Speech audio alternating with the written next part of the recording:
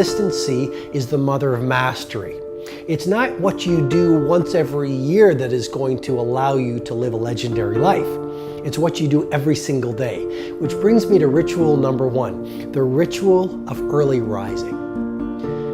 The way you begin each day sets up the way you live each day. I mean, the Spartan warriors said it so well.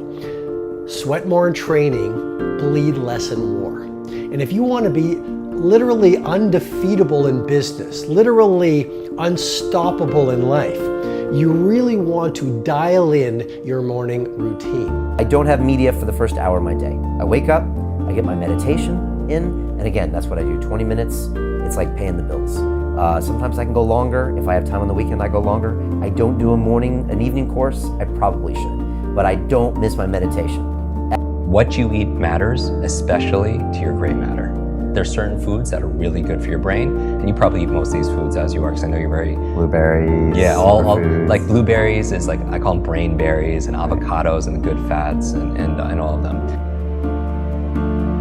The power and the science behind making 5-second decisions. And if you are paying attention, you will start to notice that there's a 5-second window for all of us. There's a 5-second window between the moment that your inner wisdom, your instincts, your second brain, your gut, whatever you want to call it, all of that unique power that's in you that comes from your DNA, that comes from your life experiences, that comes from everything that you've learned in your life, situational intelligence, all of that, when it speaks to you and tells you to move, to speak, to take some form of action, you only got 5 seconds to move before your mind will talk you out of it. Right, and you call it the emergency brake, right? Yes, so what we do is we tend to pull the emergency brake because your mind is designed to do 3 things. Your mind, by design, does just 3 things. It basically regulates your body to keep you alive.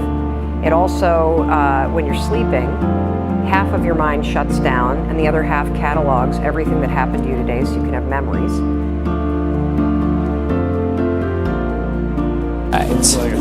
So many people, they want to get better at things, and then they think about it a year later and they're like, man, I wish I got better at that. Or life goes by and they're like, oh, if I'd only been good at that thing. Like, how do you get good at anything? How do you get better at something? And you honestly do it through practice, okay? Everyone knows that. Practice makes perfect.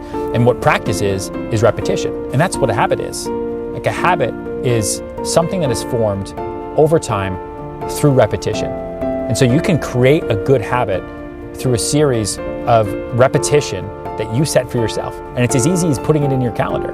Like, you want to wake up early and you want to do it every day? Make it a habit by putting it in your calendar, and then give yourself rewards when you do it, and then give yourselves punishments when you don't.